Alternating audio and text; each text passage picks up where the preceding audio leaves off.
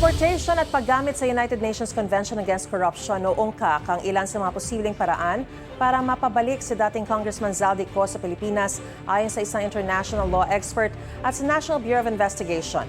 Tikom pa rin ang Czech Republic Police at Ministry of Justice kaugnay sa kaso ni Ko na nila itinuturing nilang specific case. Narito po ang aking unang balita.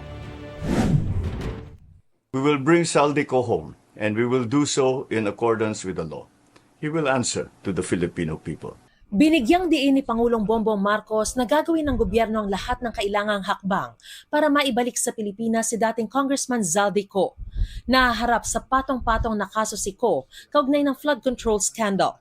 Inutusan ko ang Department of Justice kasama ang Department of Foreign Affairs na pangunahan ang pakikipag-ugnayan sa mga otoridad ng Czech Republic upang matiyak na maayos at naayon sa proseso ang lahat ng kinakailangan. Magpapadala rin ng high-level coordination team upang tutukan ito. Nasa kustodiya ng mga otoridad sa Czech si Ko matapos daw niyang magtangkang lumabas sa Czech Republic. Pero kulang ang kanyang travel papers kaya di pinatawid sa German border at pinabalik. Hanggang ngayon matipid ang impormasyon kaugnay sa kanyang pagkakahuli maliban sa nabanggit ng Pangulo. Tikom din ang bibig ng karamihan sa mga opisyal ng Foreign Affairs Department at maging ng mga kawani ng Embahada ng Pilipinas sa Czech Republic. Sa ngayon, hindi pa malinaw kung kailan target maibalik sa bansa si Ko. Ang ganitong mga proseso ay may sinusunod na mga legal na hakbang sa pagitan ng mga bansa, kaya't nangangailangan na sapat na panahon upang maisagawa ng tama. Gaano nga ba kahirap itong gawin, gayong wala namang extradition treaty ang Pilipinas sa Czech Republic?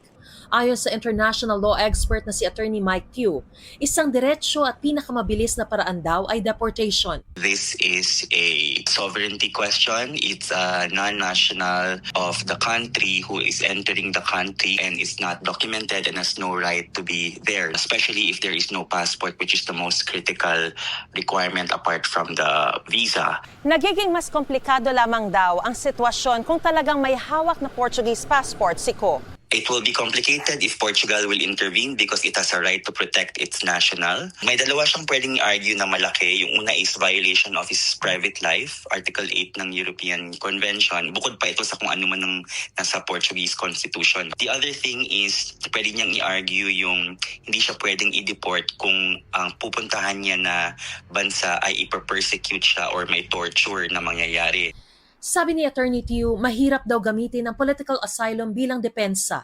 Hirap din yun kasi kailangan yun political persecution. Hindi naman ito persecution kasi may mga kaso siya. So, pinoprosecute siya but hindi siya pinapersecute for his political opinion. He has to be persecuted for his political opinion. Wala naman siyang political opinion. Ang isa pang paraan para mapauwi sa bansa si Ko ay sa pamamagitan ng mutual legal assistance at diplomasya sa paglutas ng issue.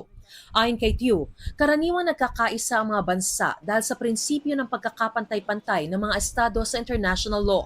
Hindi rin daw itinuturing na malaking hadlang ang medical reason kung may kakayahan namang tugunan nito sa Pilipinas. Pinalutang din ng National Bureau of Investigation o NBI ang posibleng paggamit ng UN Convention Against Corruption o UNCAC para mapabalik sa bansa si Ko. Kapwa signatory sa UNCAC ang Pilipinas at Czech Republic. Czech Republic and the Philippines is both signatory, so we have mutual responsibility on this matter. Posible rin daw ito ayon kay Tiu. Nakasaad dito na magtutulungan ng mga estado sa mga investigasyon at proceedings na may kinalaman sa korupsyon. Ito ang unang balita. Mariz Umali, GMA News.